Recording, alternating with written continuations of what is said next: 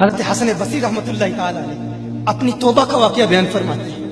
وہ فرماتے ہیں کہ میں امیر کبیر شخص تھا، بہت امیر تھا اور بصرہ کی گلیوں میں غریبوں کی خدمت کیا کرتا تھا۔ اچانک میں نے ایک حسین عورت کو دیکھ لیا اور میں اسے دیکھتا ہی رہ گیا۔ اس عورت نے مجھے کہا اما تشتہی، تجھے شرم نہیں آتی؟ میں نے کہا ممن، کس سے شرماؤں؟ اس نے کہا وہ جو آنکھوں کی خیانت کو دیکھتا ہے اور دلوں کے پوشیدہ رازوں کو جانتا ہے، تجھے شرم نہیں آتی؟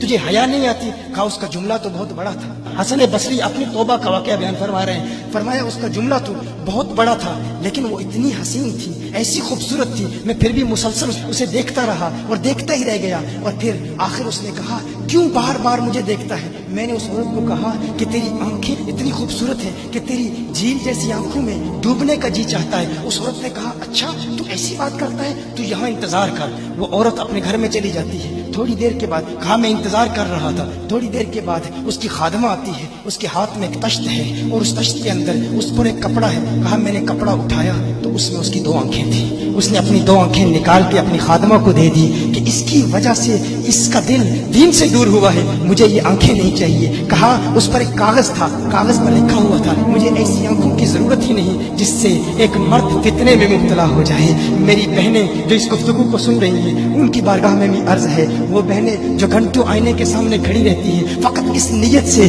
کہ اپنے بالوں کو یوں سنواریں کہ مردوں کو فتنوں میں مبتلا کریں، یا کسی دکان میں جا کر کپڑے خریدتے وقت ان کے ذہن میں فقط یہی خیال ہوتا ہے ایسے کپڑوں کا انتخاب کریں گی کہ جن سے مردوں کو فتنے میں مبتلا کریں گے۔ یہ بھی امت کی بیٹی ہے جس کی ایک دا سے ایک شخص ولی کامل بن گیا، حسن بصری بن گیا۔ حسن بصری فرماتے ہیں جب اس کی آنکھیں دیکھی میں تحکم کھو بیٹھا، میں زار و قطار رو رہا تھا۔ روتے ہوئے میں گھر چلا گیا، پوری رات میں روتا رہا، پوری رات توبہ کرتا رہا، استغفار کرتا رہا۔ حسن بصری فرماتے ہیں فجر کی اذان سنی، اچانک خیال آیا اس عورت کا شکریہ تو ادا کروں کہ جس نے اپنی آنکھیں میرے لیے، میرے دین کے لیے، میرے ایمان کے لیے اور توبہ پر استقامت کی خاطر قربان کر دی۔ کہا میں اس کے گھر گیا، جو ہی اس کے گھر پہنچا تو ادھر اس کا جنازہ نکل رہا تھا، اس کی موت واقع ہو چکی تھی۔ کہا میں رات گھر آیا، میں رات سو گیا، میری آنکھ بند ہوئی، میں نے اس عورت کو خواب میں دیکھا۔ میں نے کہا کوئی نصیحت کر۔ اس عورت نے کہا کہ جب تنہائی میں ہو اللہ کا ذکر کرتے رہو، اور جب صبح کرو تو استغفار کرو،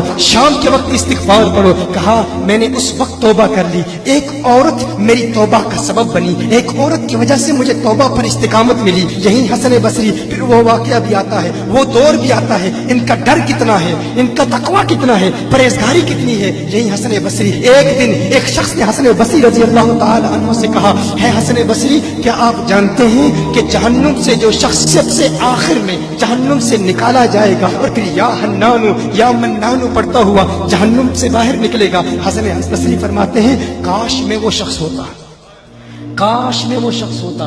کہا گیا کہ جو جہنم سے سب سے آخر میں نکلے گا، 1000 سال جہنم میں رہے گا، یا حنانو یا منانو پڑھتا ہوا جہنم سے باہر نکلے گا۔ کہا کاش میں شخص ہوتا۔ انہوں نے کہا حضرت آپ کیا فرما رہے ہیں کہ آپ جہنم میں جانا چاہتے ہیں؟ آپ تو بزرگ ہیں، اللہ کے ولی ہیں۔ کہا تم میری بات نہیں سمجھے، وہ جو جہنم سے نکالا جائے گا کم از کم نکلنے کی ضمانت تو ہے، اس سے یہ تو پتا چل رہا ہے کہ ایمان پر موت واقع ہوگی، مجھے اپنے ایمان کی ضمانت نہیں ہے۔ میں نے اس لیے کہا کہ اگر مجھے یہ ضمانت بھی مل جائے کہ میں وہ ہوں تو وہ بھی مجھے قبول ہے، کم از کم ایمان تو سلامت لے کے جاؤں۔ میں کہتا ہوں اللہ فرماتا ہے خوف نہیں ہے، ڈر نہیں ہے، پھر فرماتا ہے یہ ڈرتے بھی ہیں، یہ ڈرتے بھی ہیں، لیکن ان کے ڈر اور ہمارے ڈر میں فرق کیا ہے؟